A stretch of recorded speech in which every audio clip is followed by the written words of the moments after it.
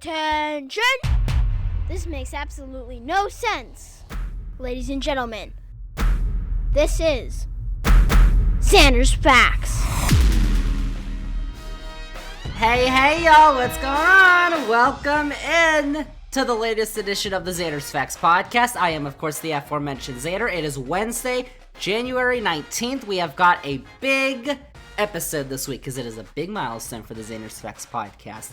It is episode 50. We have done 50 episodes of Zander's Facts. How about that? Congratulations. That is crazy. And plus, we've got our 1-year anniversary coming up in 2 weeks is when we got that. So get ready, because that's going to be even bigger. We're going to have some new Zander's Facts things to talk about on our 1-year anniversary. But that's coming up in 2 weeks. It is episode 50 this week. And as always, thank you all for listening to the Zander's Facts podcast. Whether you're listening for the first time or you've been listening since episode 1, remember to click that follow button on this podcast, download this episode, rate and review the podcast, and then go on all your socials, the Twitter, Facebook, Instagram. Go follow Zander's Facts. That is Zander with a Z. And most importantly, remember to tell all your friends. Spread the facts. Tell all your friends about the Zander's Facts podcast. It is episode 50. So now you gotta go tell all your friends it's the 50th episode of the Zander's Facts podcast. And it is a huge podcast this week. We have got a ton to talk about, including postseason football, because that happened this week, and Zander did pretty well on his picks, which you would know if you listened to last week's episode of the podcast, which if you haven't, you need to go do. We want to talk about that. We got the emergency facts crew back for a little quick emergency facts. That's my line. That is coming up, but before we get to all that, our main topic this week involves politics, because it is time for something very special to happen. It only happens once every 10 years. Tell me. No one knows what I'm talking about. I'm talking about redistricting. Oh. Because in the United States, we only get to redistrict every 10 years. The federal government, every 10 years, conducts a census to count how many people live in the United States. This includes how many people live in each locality, like a city or a state or a county or whatever, and also includes demographic information such as age groups, race, and economic data like wages, incomes, all that stuff. So, why are we talking about the census? Well, the census was conducted by the Census Bureau in the year 2020, which is now 2 years ago, for the 24th time in the history of the United States. And for the first time in 2020, people could conduct the census online or on the phone instead of filling out paper thingy. Good to know. However, the 2020 count was also marred with controversy while it was taking place, and it is still controversial today. Let's talk about it, because while the count was going on during the pandemic in 2020, the Trump administration was fighting in court to make sure that unauthorized immigrants were not counted towards each state's congressional seat and electoral vote numbers. Now, this was despite the fact that Article 1, Section 2 of the United States Constitution mandates that a census be taken every 10 years, and Article 2 of the 14th Amendment, which amended Article 1, Section 2, stated that, quote, representatives shall be appointed among the several states according to the respective numbers, counting the whole number of persons in each state, unquote. It's the truth. So basically, what Donnie Boy wanted to do was make sure that unauthorized immigrants were not counted in the census, when 23 other times in this country, unauthorized immigrants have been counted in the census.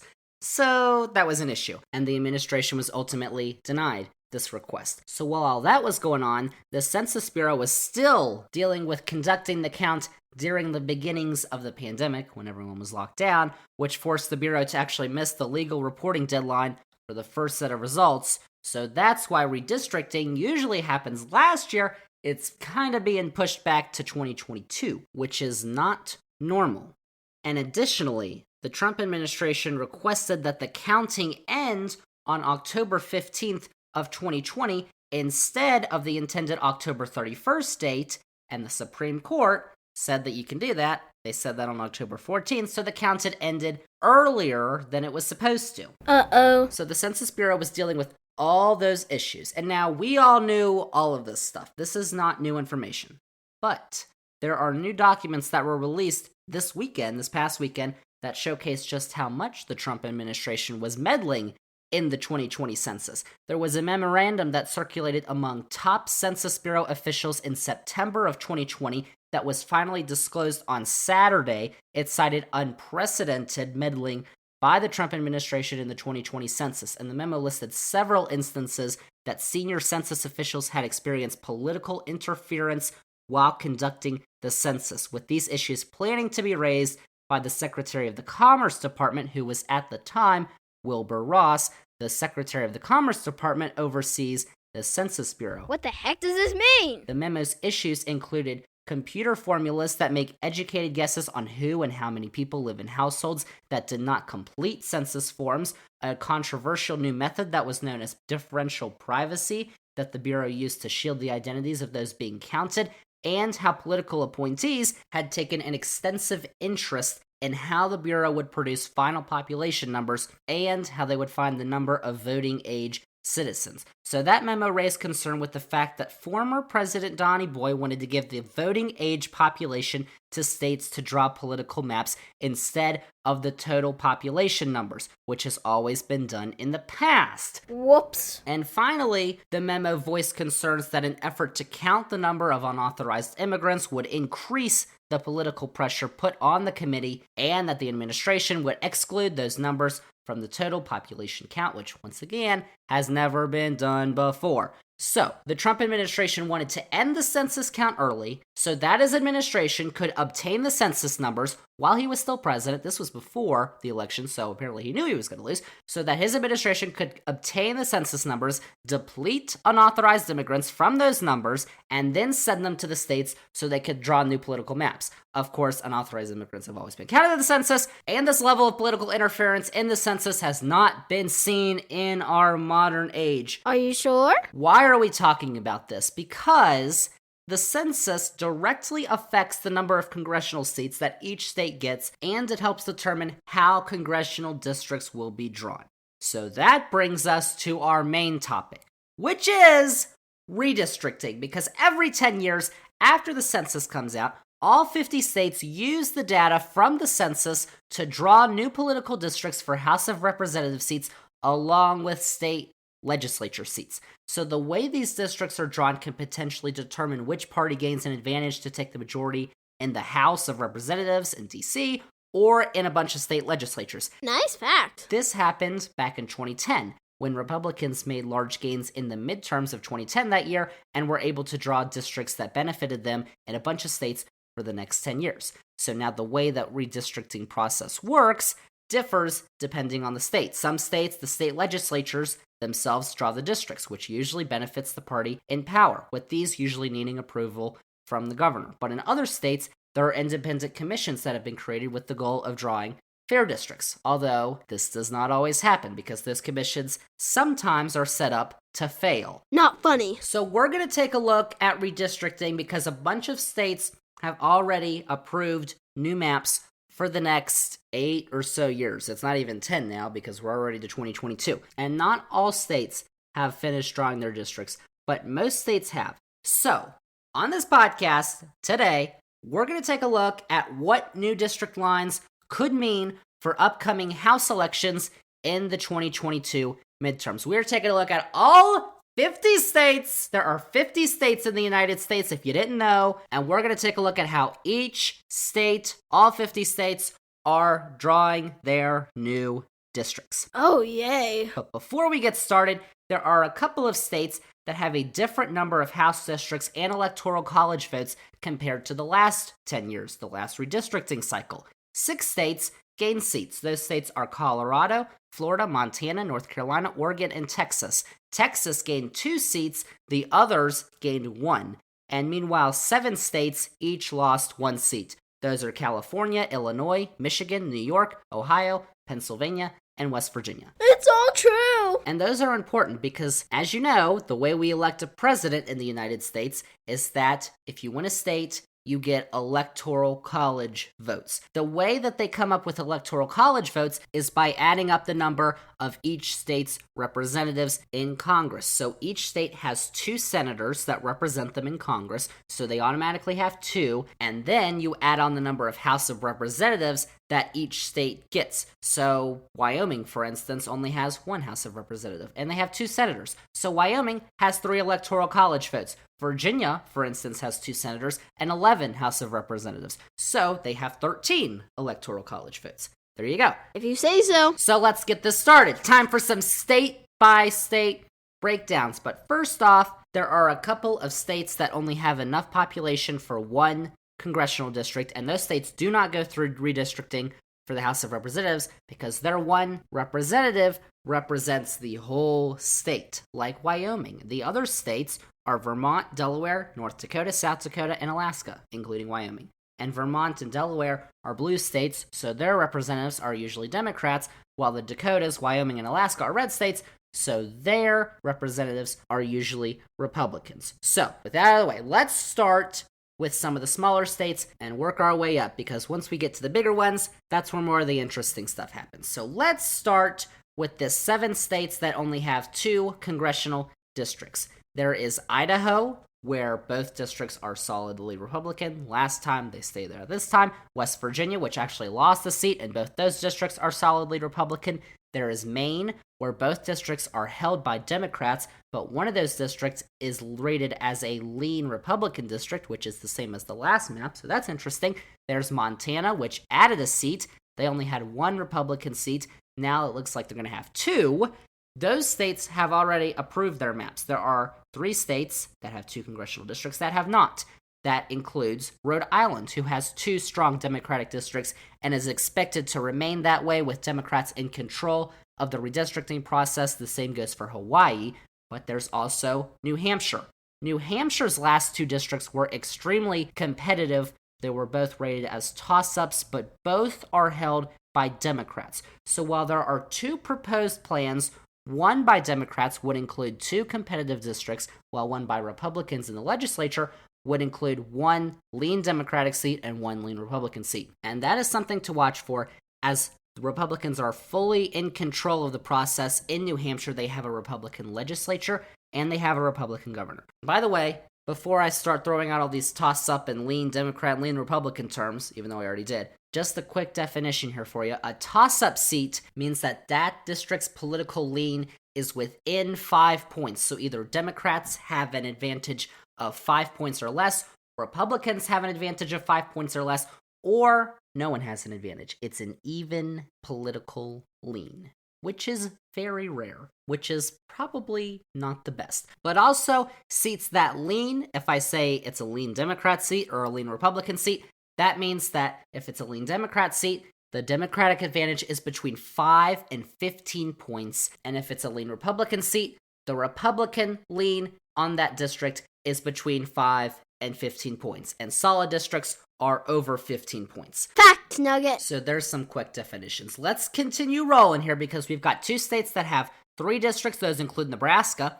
Nebraska is interesting because it is one of 2 states where presidential candidates are not elected as winner-take-all for those electoral college votes in that state. They only get a couple of that state's votes from winning the majority of that state, but they also get a vote for winning a congressional district. Like Joe Biden in 2020 won one of Nebraska's congressional districts, so he got a electoral college vote from Nebraska. Now, Nebraska has 2 solid Republican districts and 1 toss-up district that Joe Biden won, but it leans Republican. It is currently held by a Republican, and it looks like it's going to maintain its toss-up status in the next redistricting cycle. What do you say?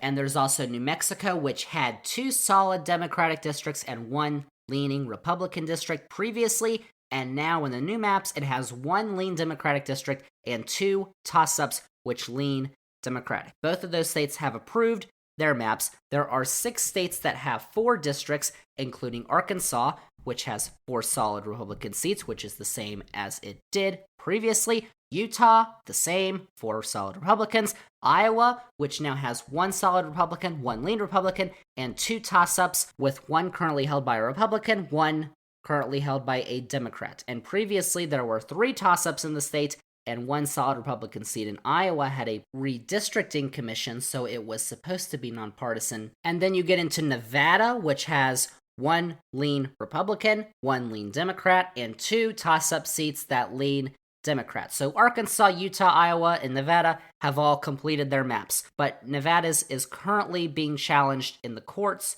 so we'll see what happens there. Seriously? Mississippi currently has 1 proposed map that is on the governor's desk as of Monday night, and that proposed map is similar to the current districts: 1 solid Democratic seat and 3 solid Republican seats. And Kansas, the other state that has 4 districts, has not proposed any maps so far. So we don't know what's going on with Kansas. No one cares. Now, there are 2 states that have 5 districts. Oklahoma, which has 5 solid Republican seats. Not a surprise. Previously, there were 4 solid Republicans and 1 lean Republican seat. They've approved their map. Connecticut's the other state that has 5 districts. Connecticut's maps are now up to the state Supreme Court because the legislature and the backup redistricting commission could not approve new maps. However, the maps are expected to be similar to the current ones, which include 2 solid Democratic districts, 1 lean Democrat, and 2 Democratic-leaning toss-up districts. And now there are 3 states that have 6 districts. There's Oregon, which gained a seat. It had 5, now it has 6.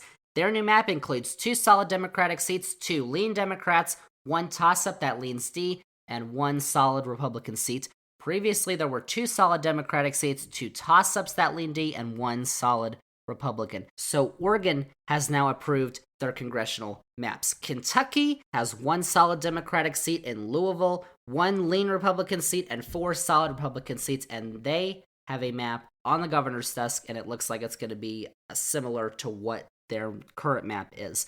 While Louisiana has not proposed any maps. I didn't ask that. Just like Kansas. What's wrong with you, Louisiana? There are 2 states that have 7 districts as well. Alabama, which has 1 solid Democratic seat and 6 solid Republicans, same as it was previously. They have approved their map. South Carolina has not. Their old seats were 1 solid Democrat, 1 lean Republican, and 5 solid Republican seats. But Republicans in the legislature are trying to solidify that 1 lean Republican seat to a solid Republican seat. Ew. So those 2 states have 7 districts. 5 states have 8 districts, including Colorado, which added a seat. Their new map has 3 solid Democratic seats, 1 lean Democrat, 1 lean Republican, 2 solid Republican seats, and the new district, Colorado 8, is a toss-up. And Maryland has 5 solid Democratic seats, 2 lean Democrats, and 1 lean Republican seat. Previously, there were 7 solid Democratic seats, and that Republican seat was a solid Republican seat. So those 2 maps have been approved.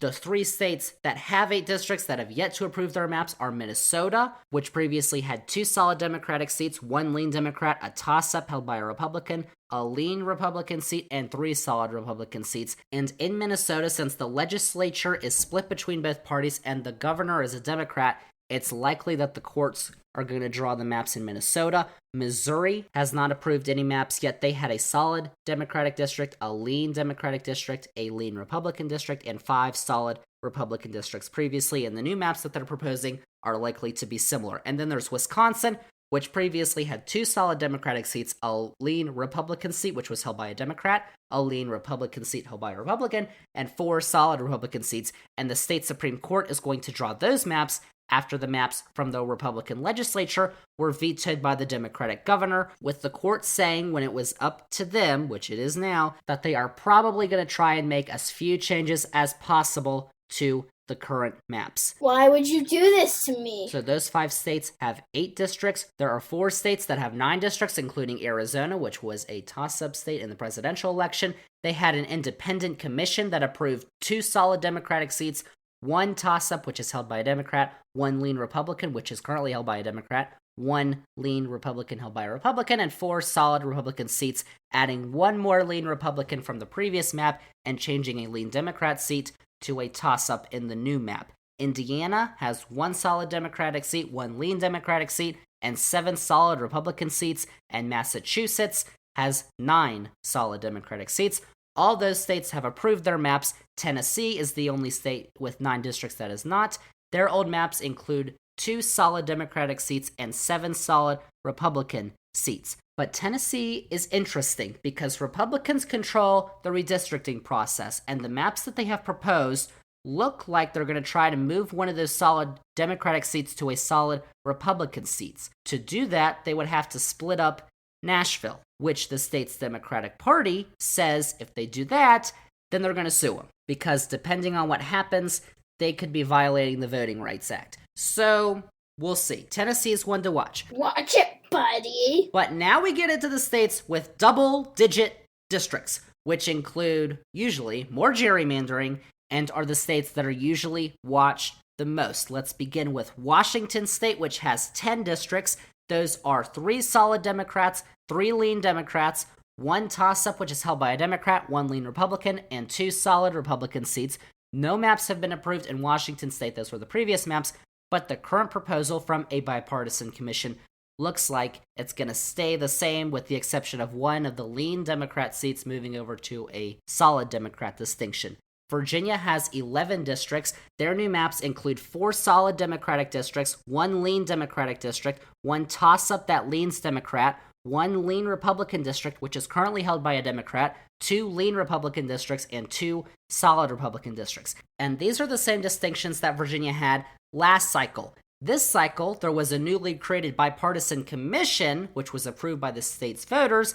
That ultimately failed because the Republicans and the Democrats on the commission could not agree to the maps, so it went to the Supreme Court, which then approved these new maps for Virginia. Too many facts. New Jersey has 12 districts. They have a bipartisan commission which approves 6 solid Democratic districts, 3 lean Democratic districts, 1 toss-up, which is currently held by a Democrat, 1 lean Republican seat, and 1 solid Republican seat. This map was just approved last week, but it is already being challenged by Republicans, so the New Jersey map might not be final yet. Michigan has 13 districts. They have an independent commission, but Michigan had 14 districts last cycle. They lost 1. That independent commission for Michigan approved 3 solid Democratic districts, 1 lean Democrat, 2 toss-ups, which are currently held by Democrats, 1 toss-up that's held by a Republican, 2 lean Republican seats, and 4 solid Republican seats, which is close to the same as what it was last cycle. There are 2 states that have 14 districts, and both of them are very important for the presidential race coming up in 2024. North Carolina, which added a seat, it now has 14. Republicans approved the new maps in North Carolina. They approved 3 solid Democratic districts, 1 toss-up that's held by Democrats, 2 lean Republican districts, and 8 solid Republican districts. However, Democrats have challenged the map in the courts, and it is now up to the state Supreme Court, which has a Democratic majority, and a couple of years ago actually threw out a similar Republican gerrymander. So, it's probable that this map is going to get drawn out, and we're going to get a new map in North Carolina. True that. Georgia is the other state that has 14 districts, and Georgia Republicans approved 4 solid Democratic districts, a toss-up held by a Democrat, and 9 solid Republican districts. That moves 1 lean Democratic seat to a solid Democrat and 1 toss-up seat to a solid Republican seat in Georgia. Both those states are going to be major battlegrounds in 2024, just like they were in 2020, and those states went their separate ways because North Carolina voted for Donnie Boy and Georgia voted for Joey Boy. But North Carolina especially is going to be one to watch for redistricting for the next little while. Oh boy! Ohio has 15 districts. They lost 1 from the last cycle, and there's been some news in Ohio recently because the state Supreme Court just tossed out the maps that were approved by Republicans in Ohio last week because the court said that the maps did not comply with the partisan fairness requirement, which is stated in the state's constitution. Basically,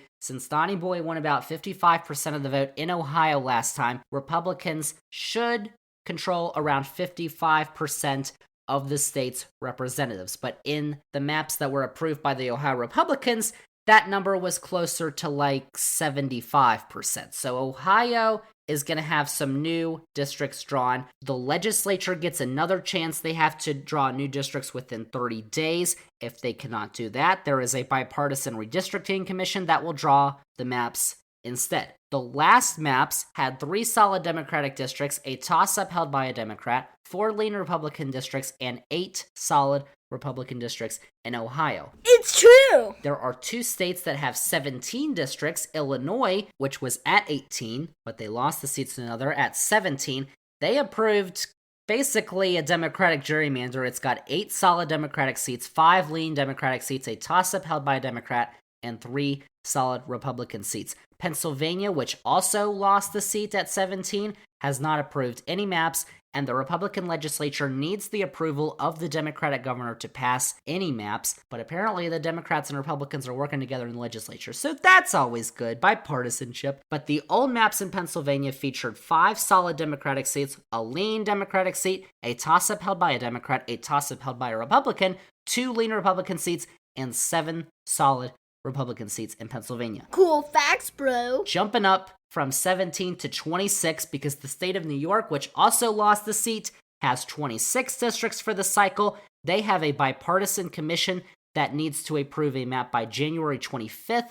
They already approved maps last year, but the legislature said no to those, so the commission gets another chance.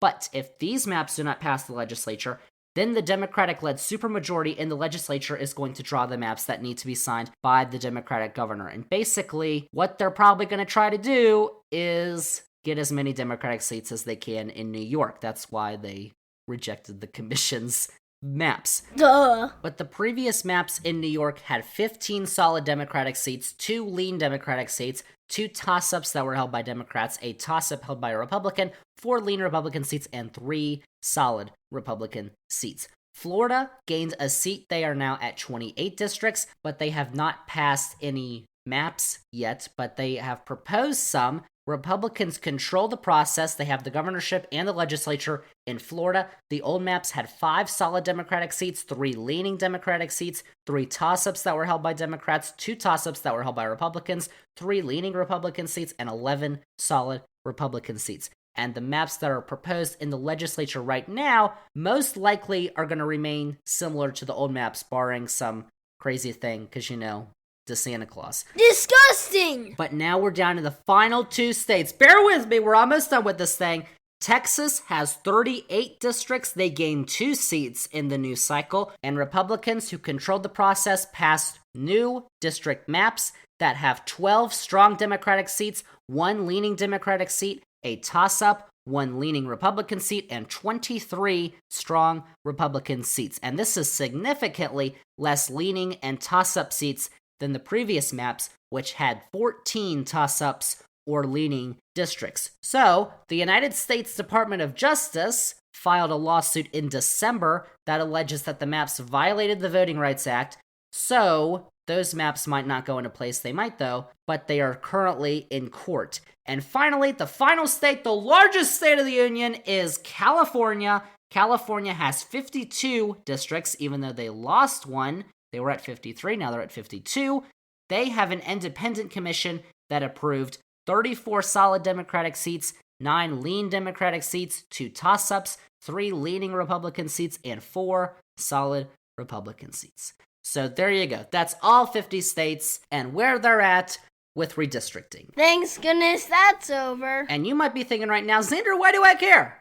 Well, I'm going to explain why, because I just threw out a bunch of numbers to you, a bunch of small numbers, but all those numbers add up. So basically, out of the states that have approved their maps, not of the states that have proposals or haven't proposed anything, but the states that have proposed their maps so far, that includes the states that are in court, Nevada, North Carolina, and Texas. So far, there are 128 Democratic-leaning seats, there are 119 Republican-leaning seats, and there are 21 toss-up seats. And when we compare these new maps to the previous maps in the last cycle in these states, there are 7 more Democratic-leaning seats, there's only 1 more Republican-leaning seat, and there are 6 less toss-up seats. That's a lot of numbers. So as of now, Democrats appear to be gaining more ground so far. We're not over. But of course, after the 2010 redistricting cycle, that was when Republicans put in a bunch of gerrymandered maps across the country in the states that they controlled the redistricting process. So Democrats are working from behind, as the overall House map for the last 10 years leaned towards Republicans. Well, how is that happening? How are Democrats gaining ground? Well, that's because Democrats are starting to introduce gerrymandered maps are the road. And in states where they completely control the redistricting process, such as Illinois and possibly New York, they are introducing gerrymandered maps. Now, gerrymandering is not exactly a good thing, because the Brennan Center for Justice describes gerrymandering as deeply undemocratic. It is also defined as the practice of drawing the boundaries of electoral districts in a way that gives one political party an unfair advantage over its rivals, or that dilutes the voting power of members of ethnic or linguistic minority groups. That was a fact. It's also not exactly new, because this all started back in 1812 in Massachusetts, where Massachusetts governor, whose name was Elbridge Gerry, passed gerrymandered state senate districts in Massachusetts. So that's where you get gerrymandering from Elbridge Gerry. It's a fact. So back in 2010,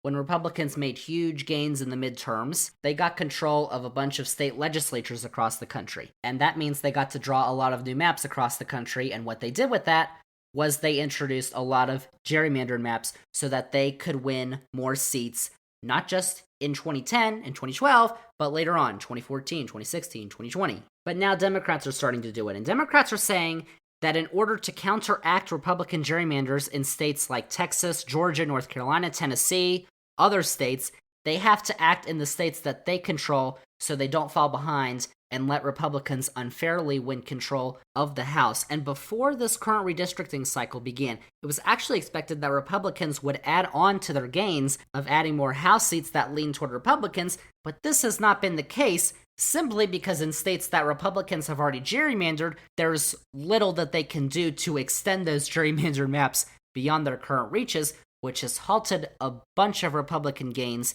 in a bunch of states. But now you're seeing Democrats start to make more Democratic-friendly districts in states where they control the redistricting processes. So Democrats are gaining more seats that lean towards them now in this cycle. Now, I'm not saying that gerrymandering is a good thing. It's actually a bad thing. Awful. But if Democrats did not step up to the plate, Republicans could probably lose by millions of votes nationwide, but they could still win control of the House, which doesn't make any sense to me because of the way that they have drawn districts. And of course, that's also because in the United States, we prioritize land voting, apparently, over population. And we could fix that by expanding the House of Representatives, which was last expanded back in 1911. And ever since then, with the exception of Hawaii becoming a state, it has stayed at 435 members, when it should probably be expanded, because when you take a look at a bunch of other democracies, like in Europe, where they have usually an equal number of seats in their parliament to what we have in Congress, or more, like in the UK, in the House of Commons in the UK parliament, they have 650 seats. The House of Lords has 775. But the United States Congress, the United States is a lot bigger than the United Kingdom, land-wise and population-wise. We have 435 districts in the House and 100 seats in the Senate. And even when taking a look at a country like Germany, we've talked about Germany's elections on this podcast, the Bundestag has 736 seats. How about that? And Germany, once again, is a lot smaller, land-wise and population-wise, than the United States. So that kind of doesn't make sense to me how our Congress is so small for how big our country is. But we could talk about expanding Congress and the House another day. But it needs to happen. A sure thing. But when we get back on the topic of gerrymandering, the Supreme Court could ultimately stop gerrymandering in the US, and they have presented the opportunity to do so back in 2019, when the conservative majority basically ruled that partisan redistricting is a political question, it is not reviewable by federal courts, and it is a legislative issue, which is not what the Supreme Court has ruled in the past. But Democrats are trying to do something about it in the Congress, a legislative issue. They have a bill, which we have talked about on this podcast, the For the People Act, which has passed the House. It would end political gerrymandering. Of course, it passed the House, it's in the Senate. It needs 60 votes to pass the Senate unless the filibuster is altered or removed. And there are some people who don't want to do that. So, we got a problem. But I don't want to get into that. Get that out of here. So that's the whole deal with gerrymandering. So overall, it is still determined, TBD, basically, which party is going to come out with an edge for the 2022 midterms and for the rest of the decade, because there's several key states that are still awaiting their final maps. And a couple of the states that we should probably still be watching for that could flip seats include Pennsylvania, Florida, New York, Wisconsin, and Ohio. All those seats still need to approve their maps because Ohio's was rejected, and Texas and North Carolina have their maps going through the courts at the moment right now. So those could potentially change as well. So, there you have it. It is Zander's redistricting update for the 2020 cycle. Even though we're in 2022, it is very exciting stuff. I know everyone was very intrigued listening to all those state numbers. America! And we didn't even talk about the state legislature districts, which would have taken days. And we're not going to do that on this podcast. So there you go. Redistricting is very important for the upcoming elections in 2022 for the House, your state legislature elections that are probably coming up soon, and until the next census is done in 2030. So there you go. We are rolling along on the 50th episode of the Zander's Facts podcast. We are not done, because when we get back from the break, we have got the Emergency Facts Gang who is here. We are breaking down Spider-Man No Way Home. It came out a month ago, but Goose and I finally saw it the other day. So we're going to give our review, and Amy Awesome joins in, of course. It's Emergency Facts! And football picks are coming up too, right here, as the Zander's Facts podcast continues.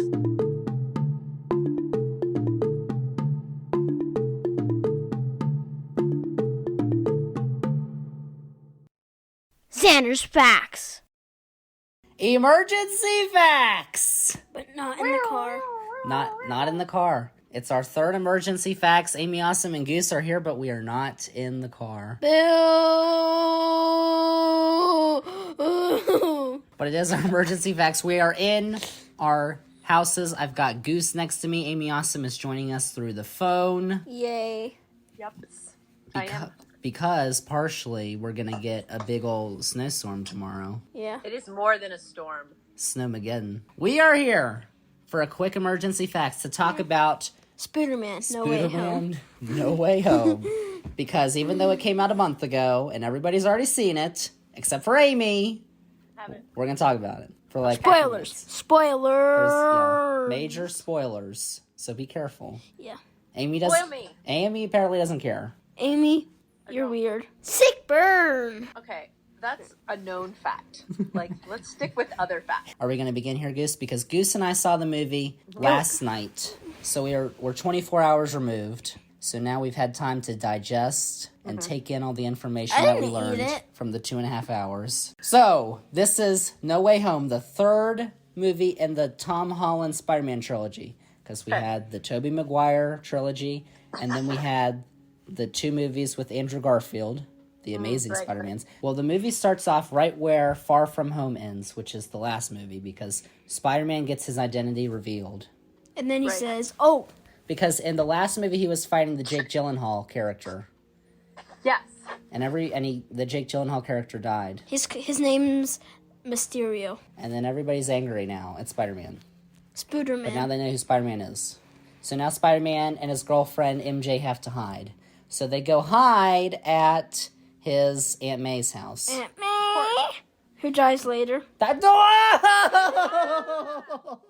Whoa, Goose. Not there yet. I know, holy cow. Oh my god, there. Whoops. Okay, so they can't stay there though, and they've got they got his friend Ned there too. So Ned. They go to Happy's house, and Happy he was Iron Man's buddy, but Iron Man's gone now because you know that from the Avengers. He is DIE. Yeah, he's R.I.P. Die. So Happy is Aunt May's boyfriend. But they broke up. But apparently now they're gonna stay at Happy's condo. So they go stay at Happy's condo. Okay. But here's the thing. Spider-Man and all his friends are trying to get into college, and they're trying to get into MIT. But they can't get into MIT because of Spider-Man, because he's Spider-Man. Was there spiders? Well, because he's Spider-Man, and everyone's angry at Spider-Man. Oh, and so then, you can't get MIT. Okay. Yeah, and then they know that MJ is Spider-Man's girlfriend, and Ned is Spider-Man's best friend, so they won't let him in either. Controversy. So then, Spider-Man goes to Doctor Strange. They should call like those parents that paid for their kids to get into I know. college. He didn't call the schools afterwards. Right. I don't know. So he just didn't do that. So he goes to Doctor Strange and he asks them to create a spell saying he wants everyone to forget that he's Spider-Man. Okay. That's valid. I would do that. But but Doctor Strange is like, okay.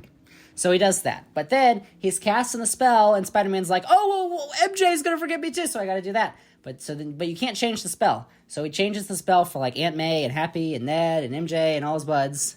And the spell like goes crazy. And Doctor Strange has to contain the spell. But what happens when he contains the spell, which we find out, is that characters from other multiverses come in and start attacking. Because they think he's Spider-Man. So, after that, because the spell doesn't work, everybody knows he's Spider-Man. So then Spider-Man goes... Oh, we didn't pay for the spell. No, because It didn't work. he's friends with Doctor Strange. Right, okay. Well, he was. I don't know about now. So then Doctor Strange is like, you didn't call them? So he gets angry at Spider-Man. Peter Parker. And then, so then Peter finds one of the recruiters for MIT, and she's stuck in traffic on the highway, and he's like, could you please, let us go to college? Or he wants Ned and MJ to go. He doesn't care about him. So then, because he's a very nice guy, and then Dr. Octavius. Octavius. Yeah. from the Tobey Maguire movies appears on the highway, and they start fighting. And he's like saying this, machine stuff, because what Tobey Maguire did, he thinks that Tom Holland did.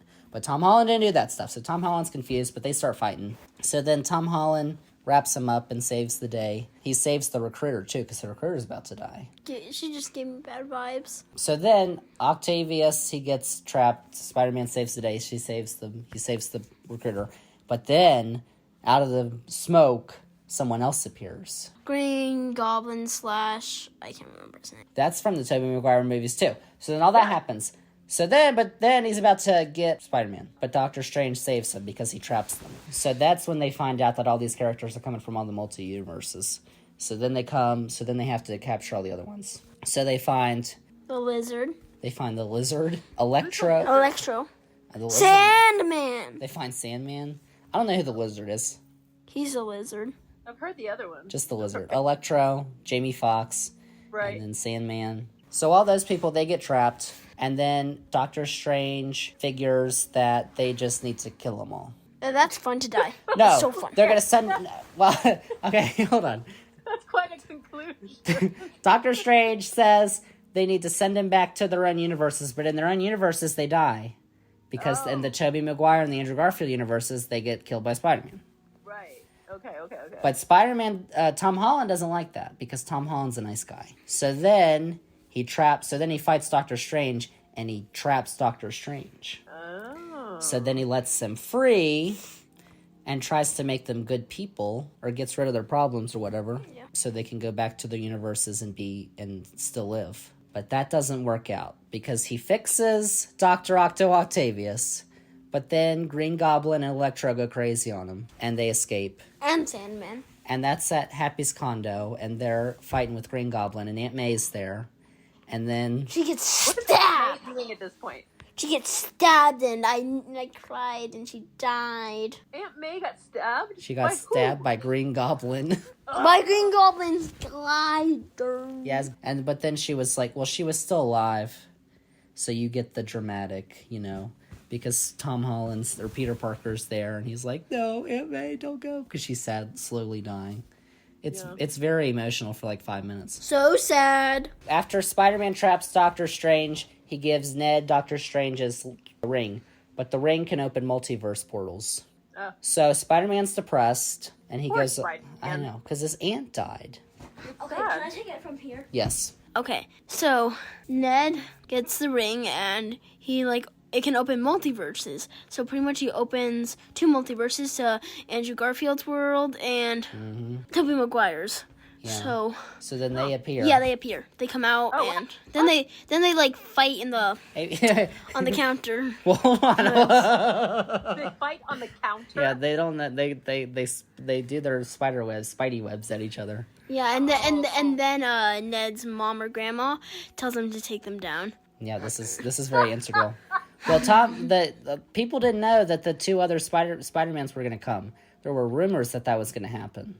But you get to this point in the movie, it's like an hour and a half in, so you're like, this isn't going to happen. But then they appear, like at the exact right time. So they appear. They know Spider-Man's depressed because, they've lost people. Andrew Garfield's Spider-Man lost Gwen. Gwen Stacy. Yeah, and Tobey Maguire's Spider-Man lost Uncle Ben. So they know he's depressed, and they're all, like, trying to cheer him up. Well, what do they try to do to cheer him up? Now you, like, do they do jumping jacks and dances? Like, what do they do? They just talk to him. Yeah, they just talk. It's not very exciting. That sucks. This is very dialogue heavy right here. Okay. But then they try to come up with ways to attract because all the characters have gone off, the bad guys.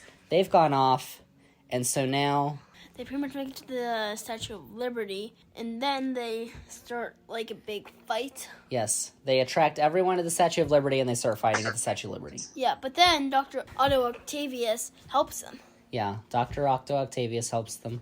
Yeah. And then Ned and MJ come out of the portal, because there's a portal there.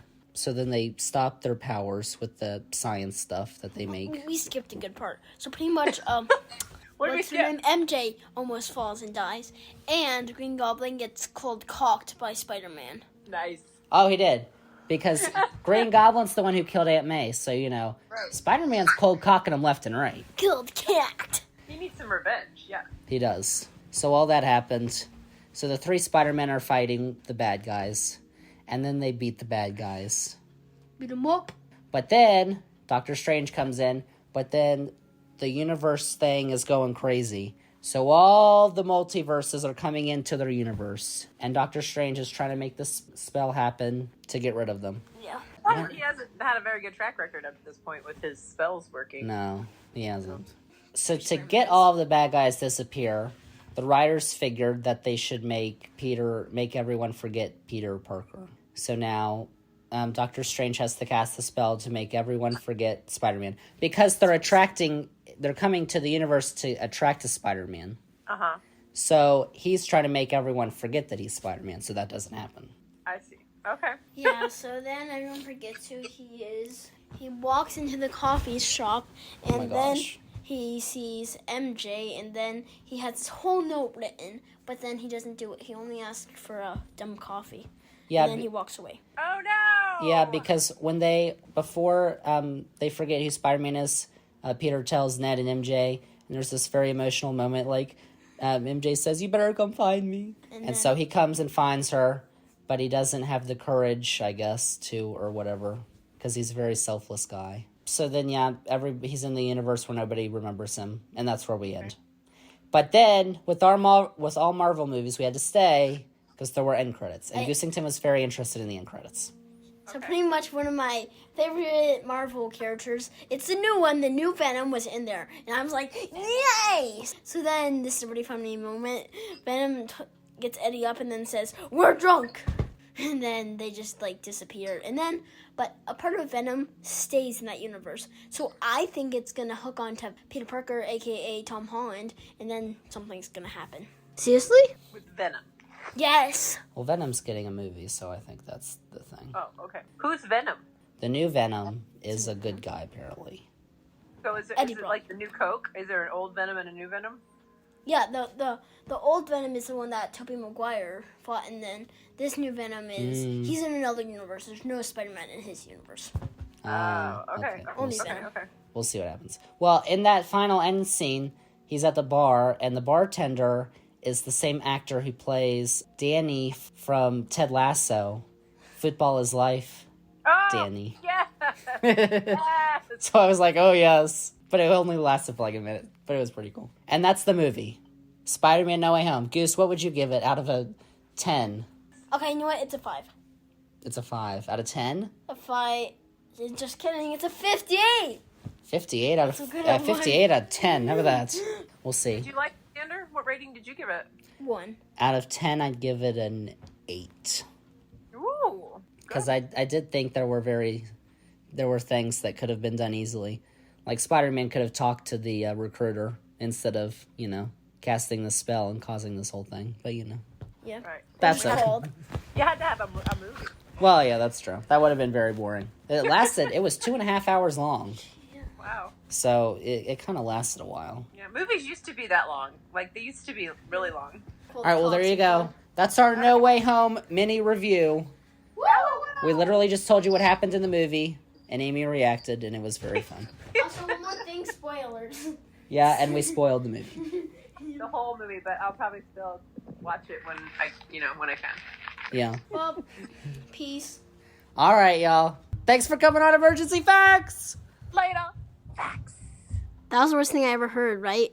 Thank you once again, Amy, Awesome, and Goose, for coming on the podcast for Emergency Facts. We are not done with episode 50 of the podcast because we have got some NFL picks to do.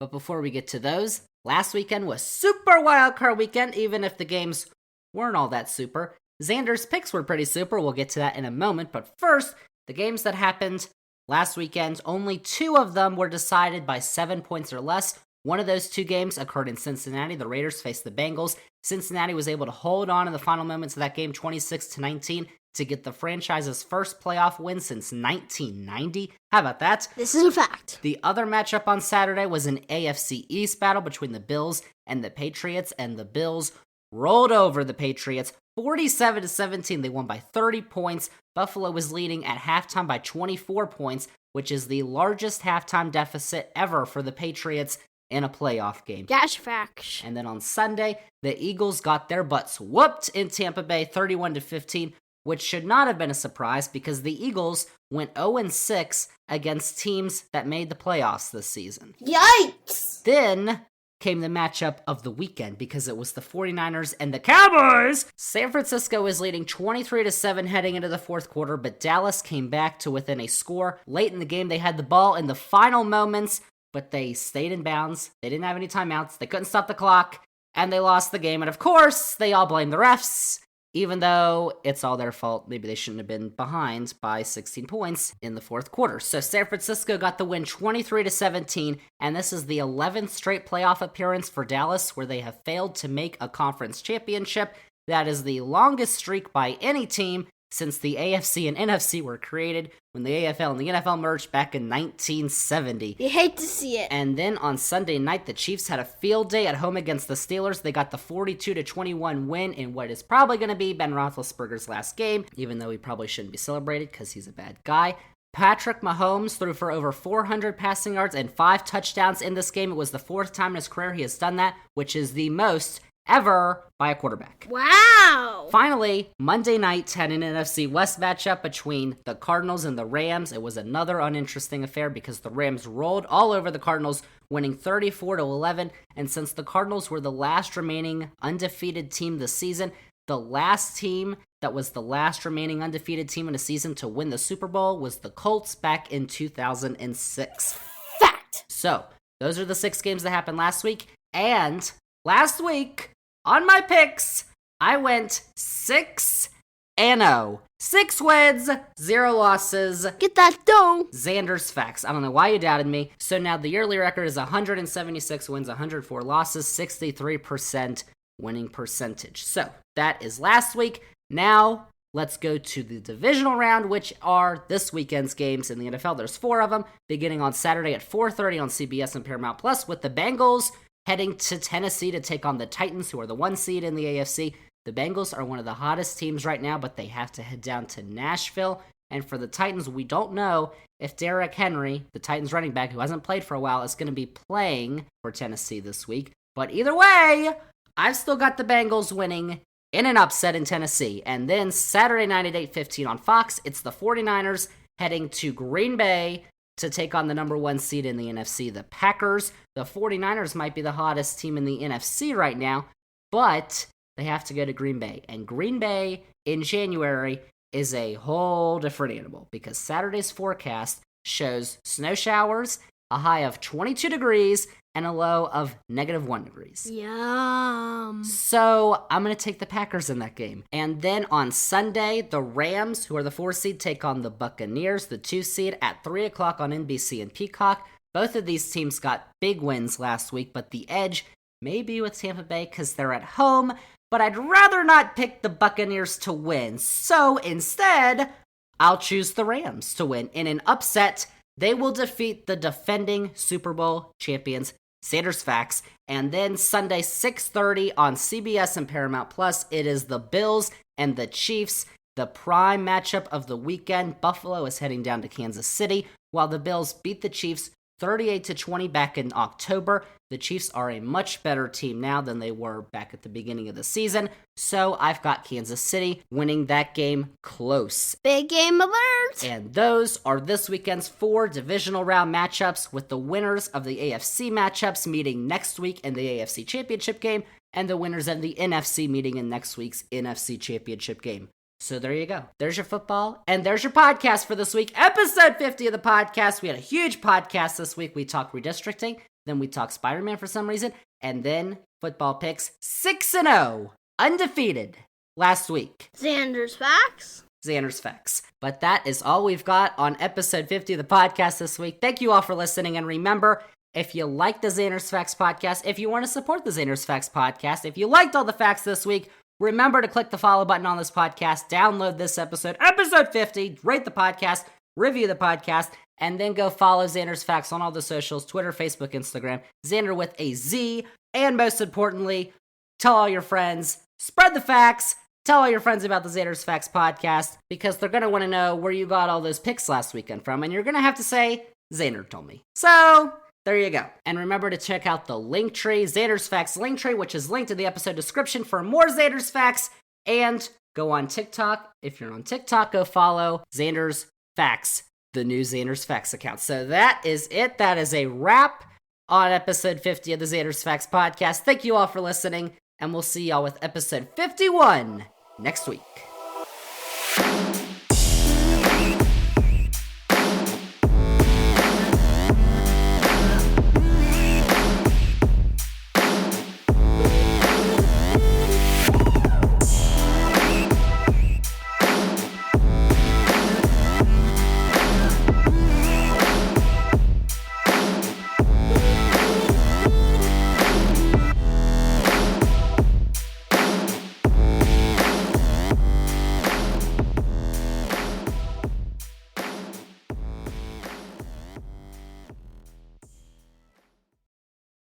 Zander warned you.